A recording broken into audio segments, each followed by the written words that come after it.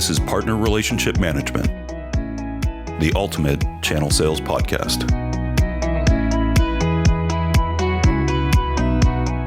Welcome to another episode of the Ultimate Channel Sales Podcast. I'm your host, Paul Bird. Gartner defines a go-to-market strategy as a plan that details how an organization can engage with customers to convince them to buy their product or service and to gain a competitive advantage. You may decide channel sales is a great way for you to reach the end consumer, and so you establish a channel. Now, how do you build that channel to be successful? And what if you're already experiencing great success now, but you really want to go for the gold? How do you expand your channel globally? Your channel sales strategy should include a clear definition of goals for your channel from day one, what you hope to achieve. Keep those goals realistic and be sure to track and measure your progress. A complete channel partner program defining everything from selecting the best channel partners to guidelines for partners to expectations from partners. A plan for managing channel partners and all their ongoing requirements. Our guest today has been involved in the channel space for over 3 decades. With more than 25 years in executive roles growing global market share for information technology companies under his belt, he decided to focus all his energy on strategic business development projects and founded TBK Consult, where consultants advise clients on how to become global market leaders in their selected target market segments. And if that wasn't enough, throughout this time, he has written not one, but 3 published books on channel-related topics. He's authored Building Successful Partner Channels, 5,460 Miles from Silicon Valley, and Going Global on a Shoestring. He's here with us today to tell us about 3 expert tips on building a successful partner channel. Well, welcome to the show, Hans-Peter. It's great to have you here. Thank you very much. I've been looking very much forward to this conversation, Paul. It's a pleasure and definitely an honor. So maybe you can give us some highlights of your career in the channel so far. Yeah, I believe I've been on all sides of the table. I've had all the hats on. I've been on the vendor side, building partner channels from scratch, taking a new product to a new market through a new channel. I've taken over a suffering channel, repaired it, and grown it even further. And I have launched a new product through an established channel. And then I have been a channel partner myself.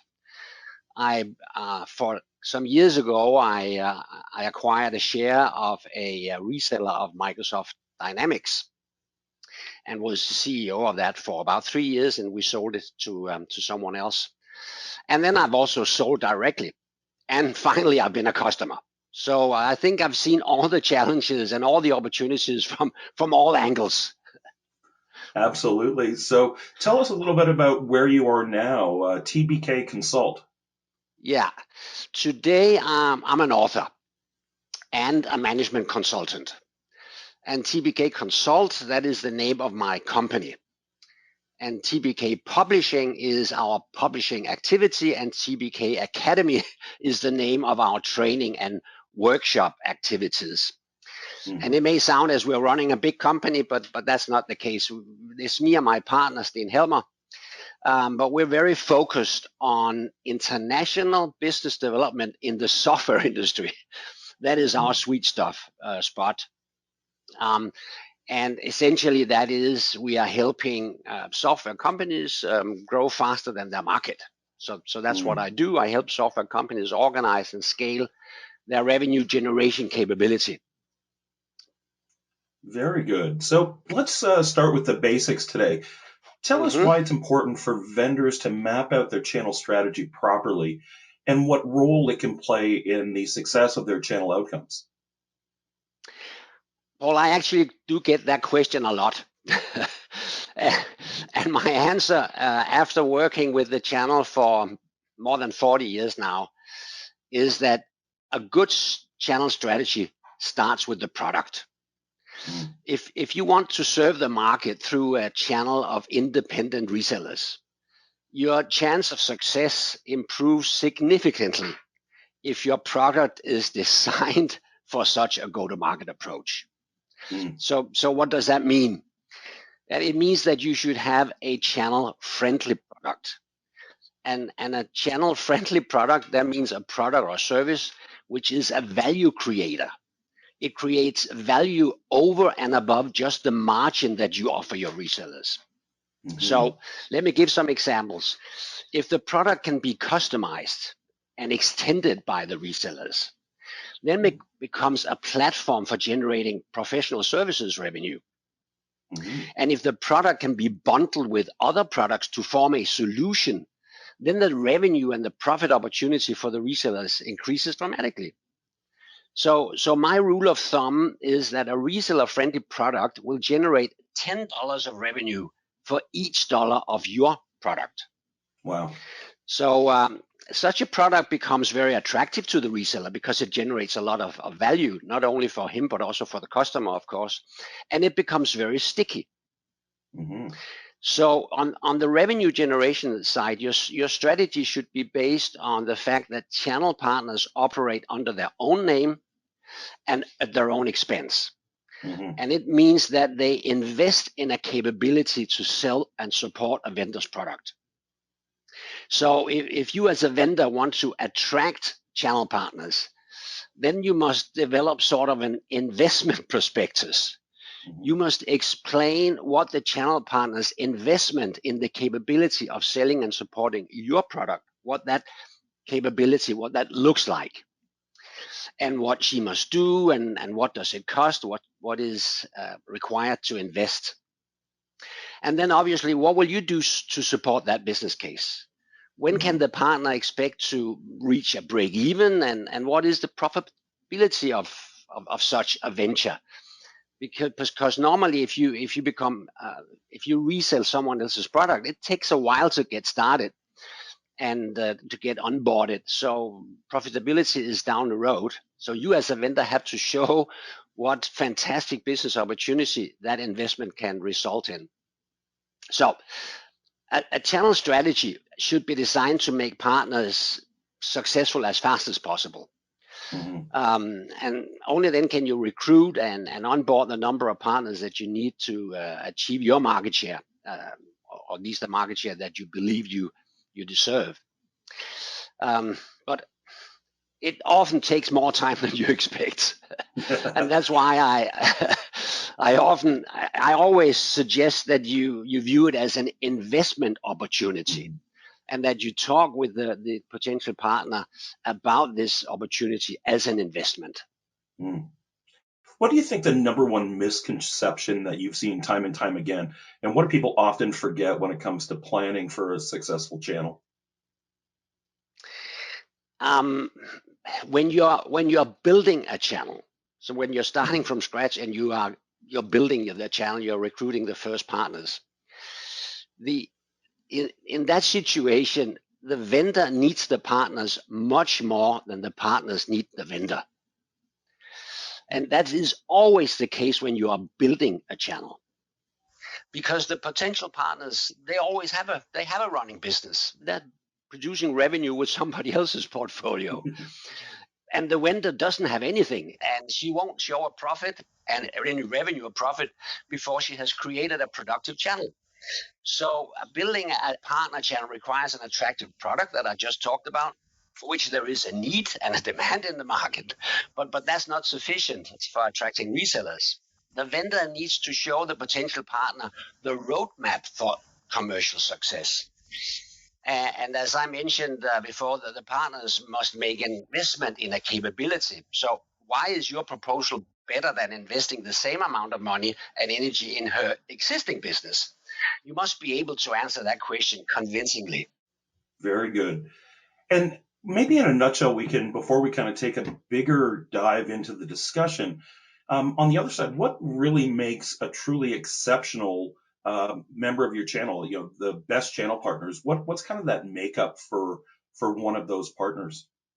Yeah, as I indicated, it requires a product that can generate more value for the partner than just the margin on the vendor's product. The more value and auxiliary revenue streams a product can generate, the more attractive and the more stickier it becomes. So the vendor must understand this value creating opportunity and present that convincingly to the potential partners. Very good.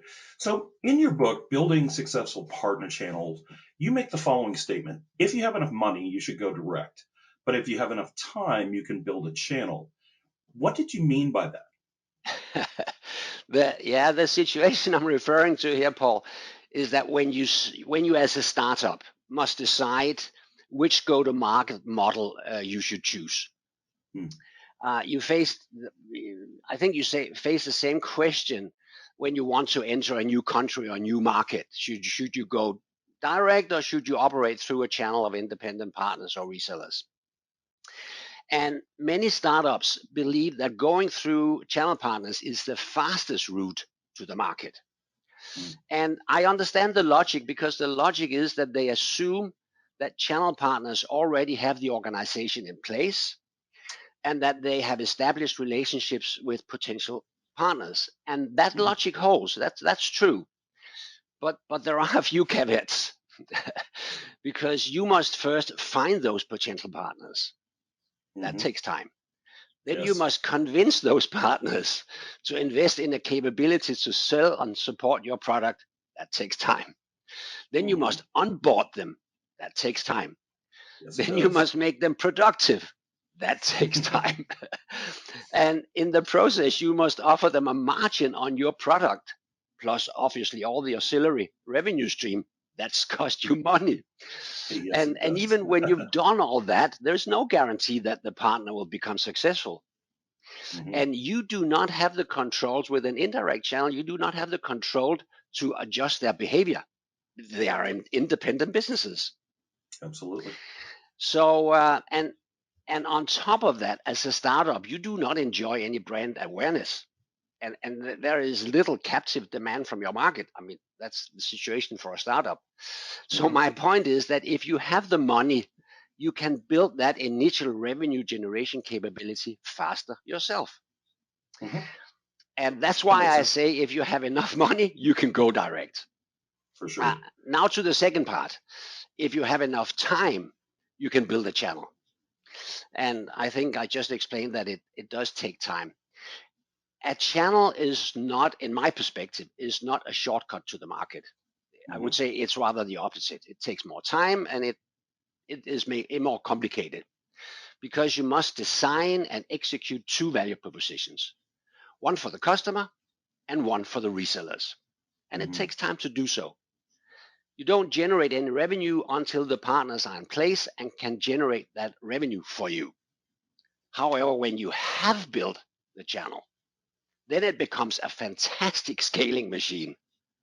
Mm, It yes, When absolutely. you have that momentum, it grows almost by itself and it can expand into all corners of the market. So to cut it short, what I mean with that statement is that building a channel is not the fastest and it's not the cheapest route to the market. It takes longer. It may even cost more than going direct. But what you get in return for your patience and investment is a scaling machine with an incredible momentum. Fantastic. And what do you recommend for vendors to do right from day one when they're planning to build this channel? My number one recommendation for companies that plan to build a channel is to design and execute a program that generate the leads that the channel partners then take over, develop, Hmm. and close. And there are plenty of other things that they need to do, such as develop a business partner program and set up a business partner portal and develop a business partner agreement. But all those are only necessary conditions for success. They're not sufficient. Hmm. Feeding the channel with qualified leads will make partners recruitments much more effective. And there's nothing that is more attractive to a potential partner than an actual lead. Oh, that's It true. will accelerate the onboarding and make the partners productive much faster. So in short, vendors that want to build an indirect channel, they need to pull at the partners upfront by feeding them qualified leads rather than trying to push them from behind with a whip. Hmm. um, that doesn't work as well. So well. Now, do you find that most vendors consider the global, going global when they first set up their channel program? Or do you think this is an afterthought and later on they find themselves just unprepared for it? It's most companies that serve their customers indirectly in the first place Mm, through business partners domestically, they normally, I would say always, choose that route to global markets. Um, how, However, many of them are not very well prepared for that. And the major channel I see is that they don't know, or they don't understand how to establish the distributor role or the mhm, distributor role. And what do I mean by that? Um, I mean that who should assume responsibility for localization, marketing, partner recruitment, and partner management? Now, domestically, that's what you do. That's you do that as an integrated part of being the vendor. But when you move into a new country, who's going to do that? Um, Resellers, by definition, compete with each other, so they're not going to build the market for you. mhm, And they probably also have competing products, so they are reluctant to build the market. They will engage in closing leads, but they will not um, do the sort of the groundwork in establishing your brand. So the question is, can you do those jobs from the outside into a new country? Is that a sign of a strong commitment to a market, that you don't have your own operation to build brand awareness and to recruit partners and to manage the partners? Sometimes you are able to, out of your domestic headquarter, to recruit a few partners in another country. But without a local distributor in place, it cannot grow. mhm, So you need to establish a distributor role, and that can be your own subsidiary. That is obviously very capital intensive and require management resources. But there are other ways you can do it. You can outsource it to someone that operates on your behalf, be a franchise or a joint venture. mhm. Or if you can find a local value-added distributor that is already there, and if you can attract that one, then that's an opportunity. But without the local distributor in place, there are very limited opportunities for growth. Hmm. So, what are some kind of general best practices that you'd recommend for vendors when they're looking for those partners that are best suited for a global channel? You talk about, the value-added distributors and things like that. But what Yeah, best practices when you're first getting started to make sure you've got the right people so you're set up for success? yeah. So when we're talking about selling globally, we're actually talking about selling locally in a lot of places. Hmm.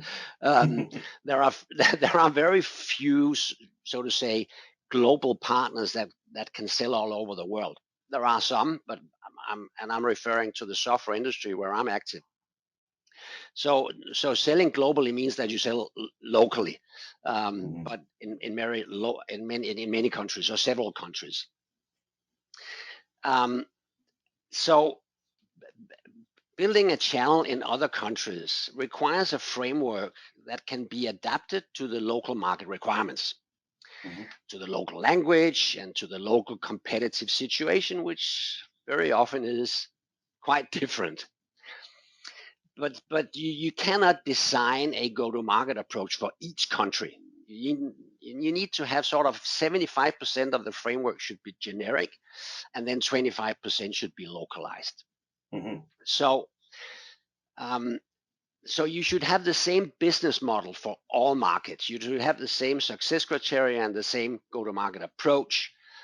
Um, but you need to localize it, obviously, depending on whether they speak French or German or Dutch or English.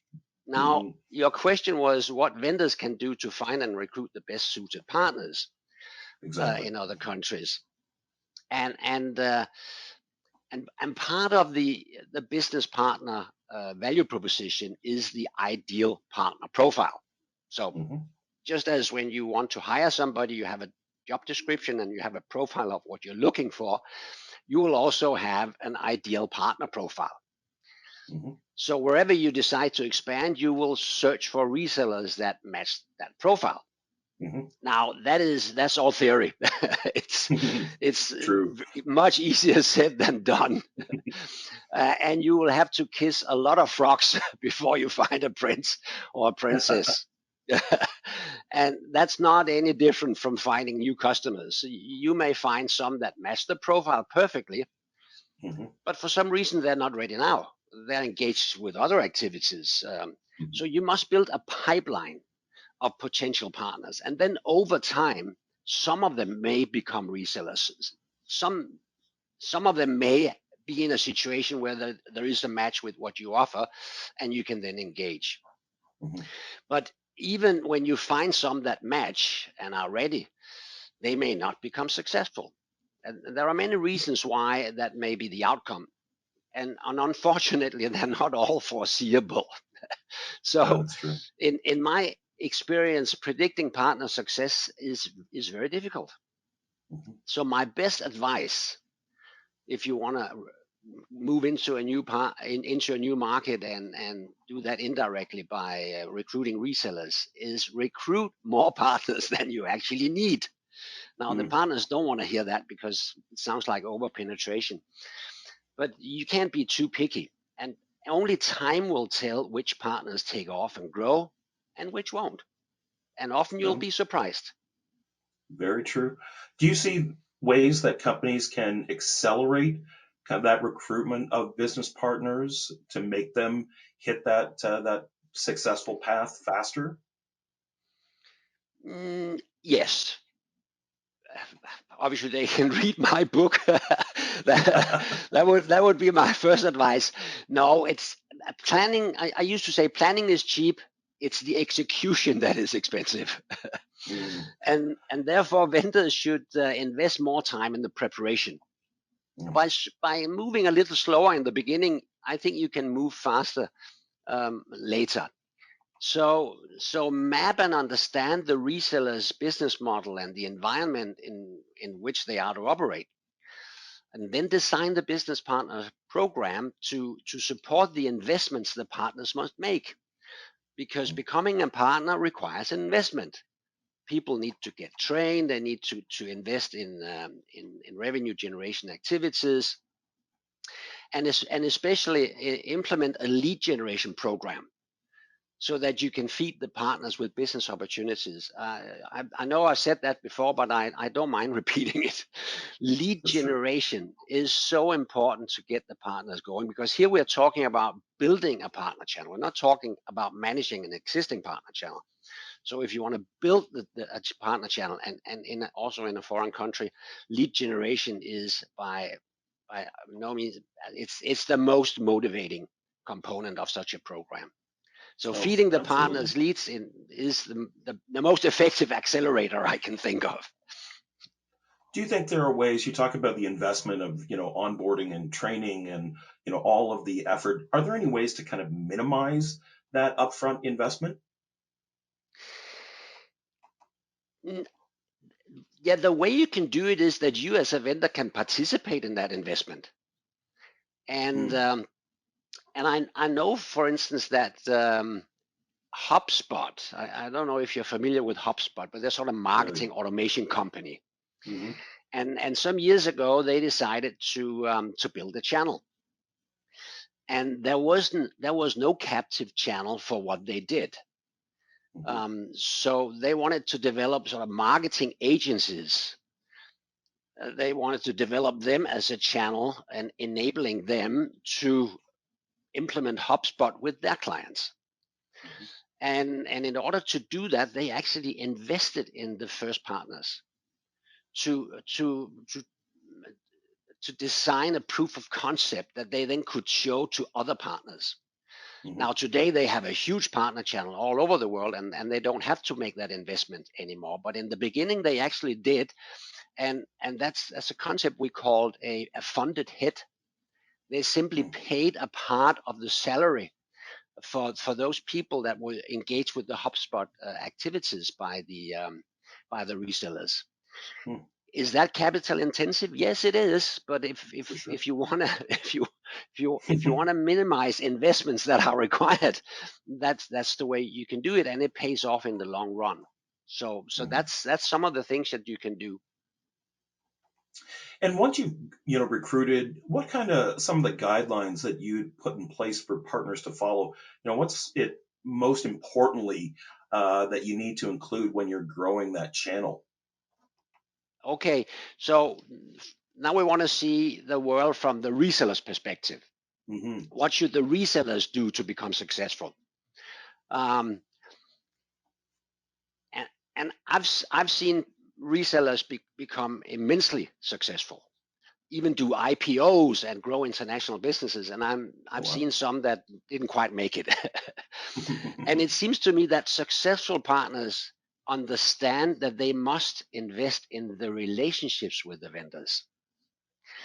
And I'm very fond of a business model terminology that was developed by a guy called Alexander Osterwalder. And he also developed what we call the business model canvas. And in that canvas, there is a little box which is called strategic partners, or strategic partnerships. And successful partners understand that their vendors are strategic partners, even though that relationship is seldom reciprocated. Hmm. um, and to do so, because over time the power balance between them shifts, as I just indicated earlier, that in the beginning the vendor needs the partners more than they need the vendor. But Hmm. at a certain point that flips. The partners become more they become reliable on the vendors because they had invested in that business. It becomes sticky. So the vendor will have many resellers to choose from, while the individual partner becomes dependent on one or a few vendors. So I believe that having a productive relationship with your vendor, it will always pay off, Hmm. and you will get more leads and you will get better support. When I was the CEO of this Microsoft Dynamics reseller, we were constantly approached by other vendors, and that wanted us to add their software to our portfolio, and we always declined. And it Hmm. was names like SAP or Infor, big names. And the first reason was that such an investment was very hard to justify. Hmm. And we always compared, okay, if we invest in representing SAP, what would be the outcome if we took the same amount of money and invested it in our current business with Microsoft? And it always turned out that it was more profitable to invest more in our current business. But we also didn't want to risk our relationship with Microsoft. And Hmm. it's not that Microsoft could do anything formally about it, but we just didn't want to undermine that position because Microsoft was feeding us leads. They were giving us very favorable terms and conditions, and we didn't want to jeopardize that relationship. So my best advice to partners, if they want to be successful, that to keep a very warm and friendly relationship with their vendors. Yes, you don't want to bite the hand that feeds you, that's for No, sure. no, no, no.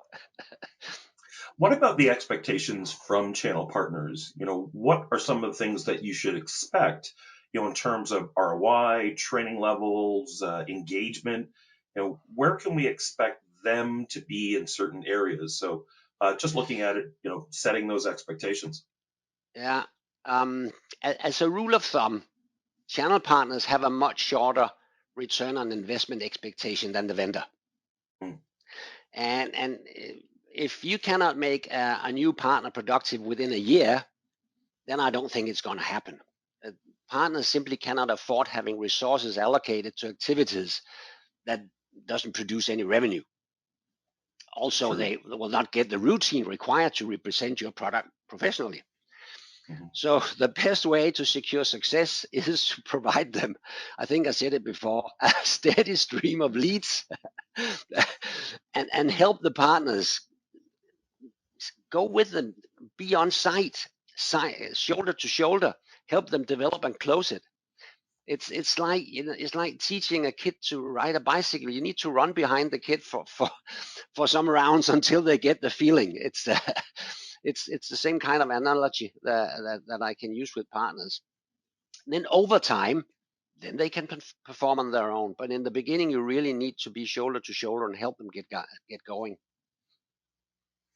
And, if they are lacking in expectations and performance that you've Mm, kind of set for them, what can you do to help them perform better? You talk about, being there hand in hand, but how can we, make them perform better? And how can we choose partner on, what a partner is going to focus on? yeah, that's a good question.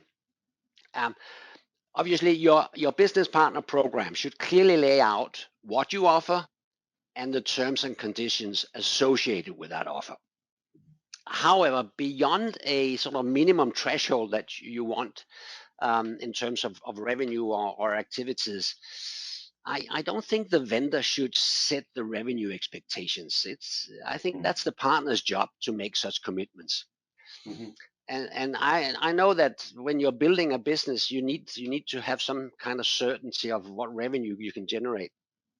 Uh, but we can offer all types of programs for improving their performance in all steps of the revenue process, revenue Mm-hmm. generation process. But we cannot force them to use them.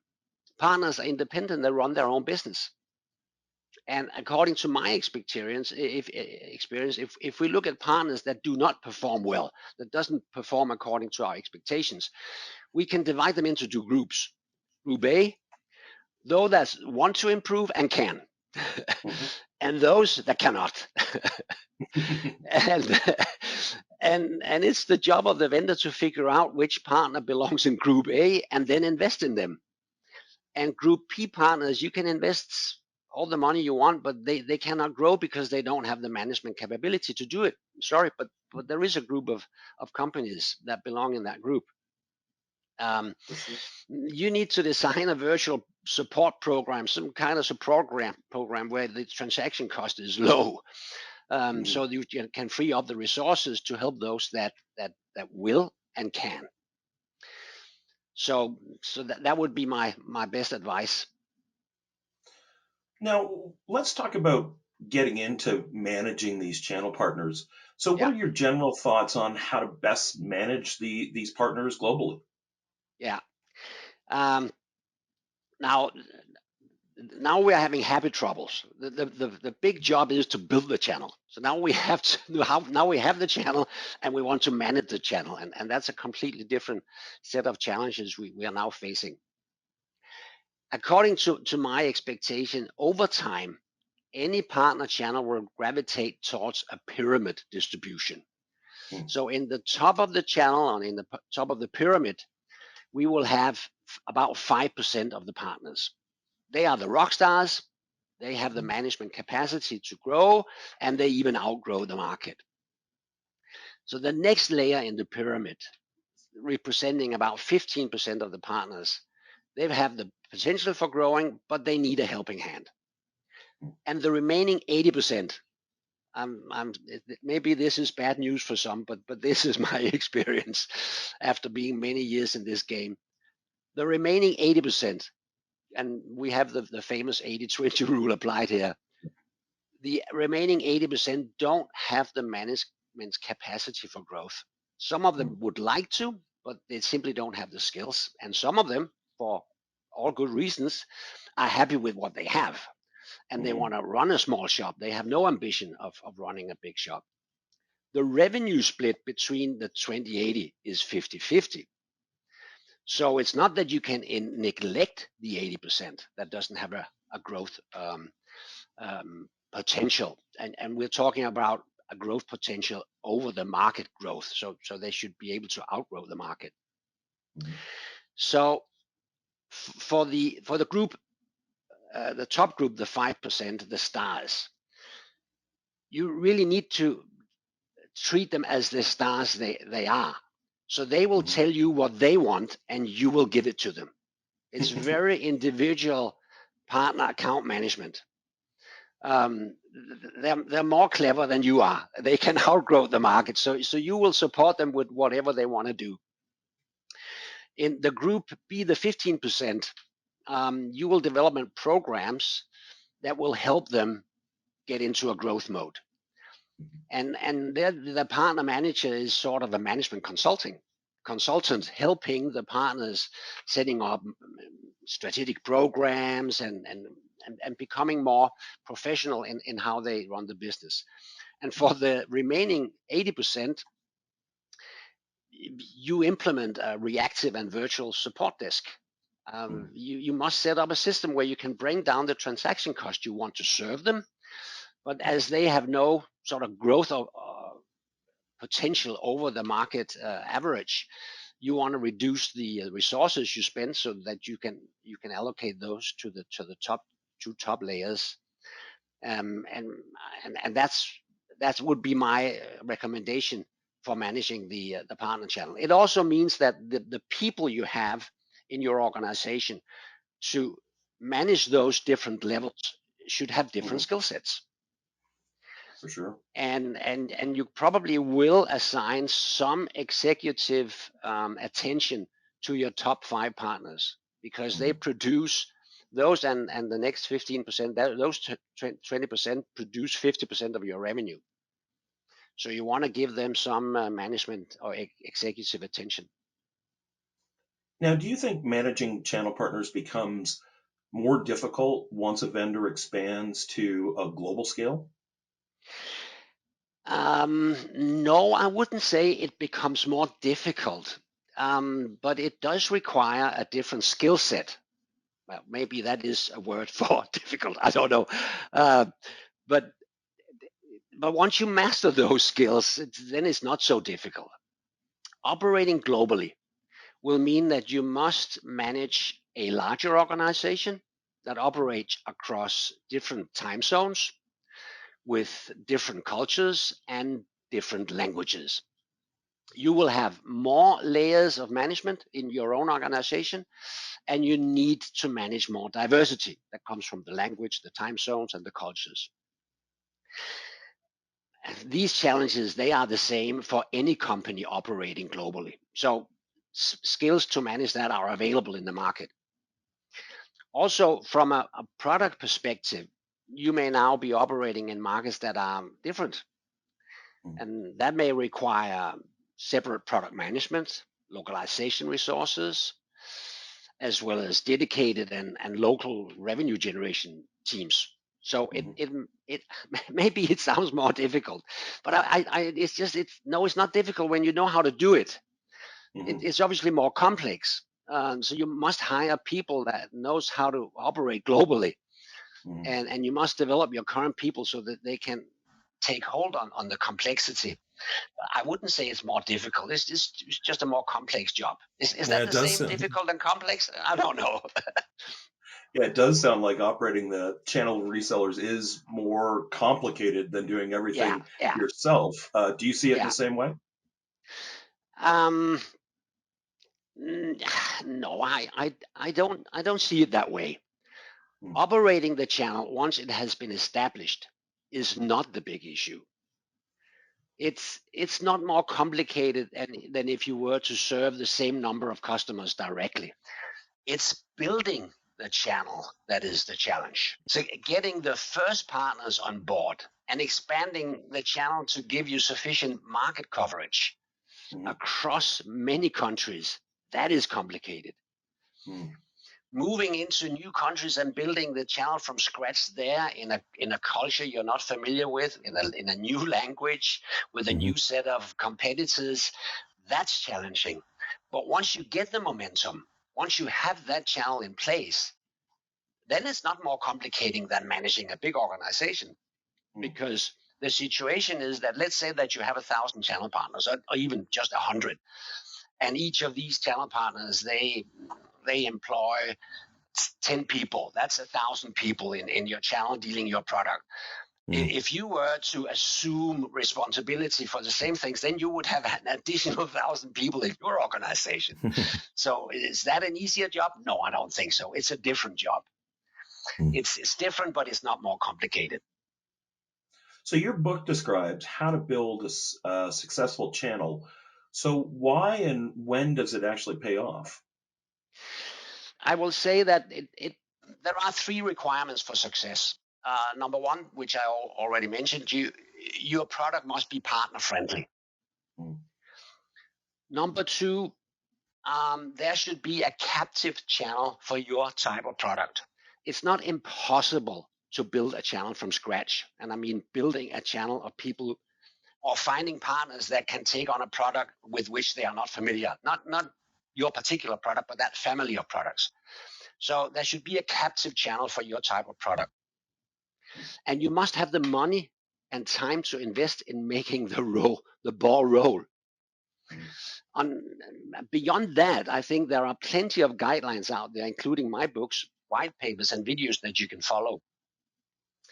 But unless you have those three necessary requirements in place, partner-friendly, captive channel, and at least a little funds and some time, then it's not going to happen.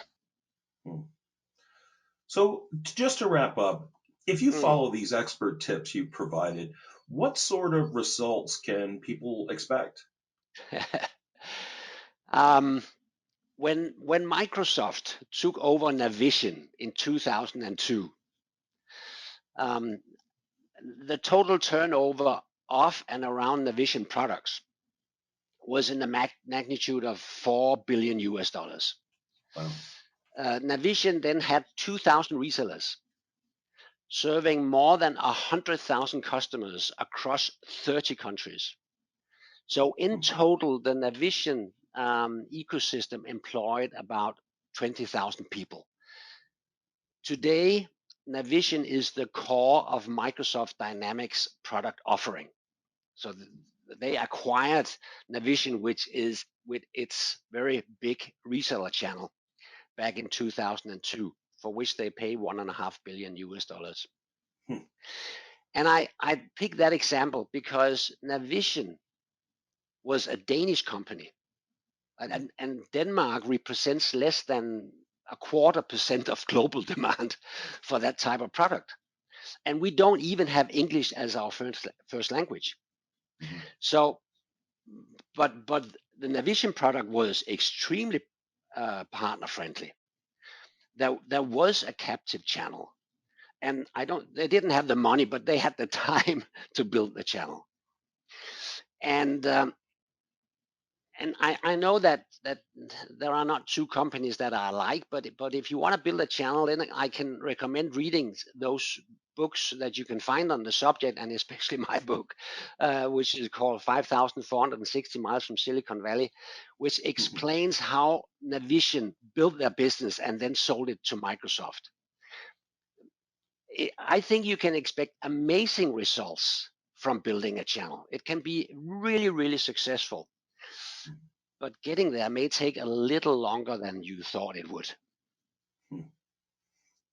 Well, very good. This has been a great conversations today. Hans-Peter, I want to thank you so much for being today's guest on the show. It has been an absolute pleasure to have you here. It was a pleasure participating and talking to you, Paul. Thank you very much. All right, guys, thank you for listening to the Ultimate Channel Sales Podcast. Please don't forget to join us next time. For more information, please visit channelsalespodcast.com. If you haven't already, please like and subscribe to our podcast. And if you enjoyed this episode today, please leave us a 5-star rating. From the Apple Podcast app, just select our show, scroll down to the rating and reviews section, and click Write Review. And don't forget to share with your friends or professional network anyone who'd enjoy it. See you next time on the Ultimate Channel Sales Podcast.